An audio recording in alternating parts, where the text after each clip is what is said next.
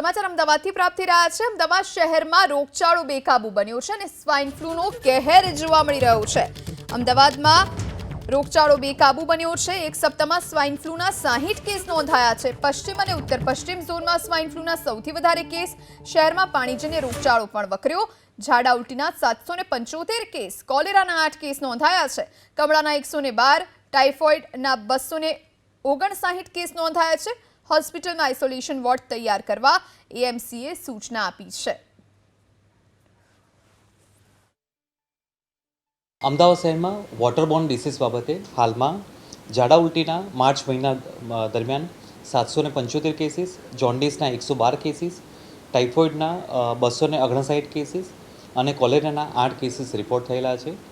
હાલમાં જે જગ્યાએ પાણીના પોલ્યુશનની કમ્પ્લેન આવતી હોય, કોઈ જગ્યાએ પાણી ડોહળું આવવાની ફરિયાદ આવતી હોય, આ તમામ જગ્યાએ પાણીના સેમ્પલ લેવાની કામગીરી કરવામાં આવે છે। છેલ્લા 15 દિવસની વાત કરીએ તો શિયાળો એટલે કે ઠંડકનું વાતાવરણ અને ગરમીનું વાતાવરણ બંને પ્રકારના વાતાવરણ જોવા મળી રહ્યા છે અને યુઝ્યુઅલી આ પ્રકારની સિઝનમાં રેસ્પિરેટરી ઇન્ફેક્શનના કેસીસ જોવા મળતા હોય છે, જેને ધ્યાનમાં લઈને હાલમાં સિઝનલ ફ્લૂના કેસીસ છેલ્લા વીક દરમિયાન 60 જેટલા કેસ રિપોર્ટ થયેલ છે।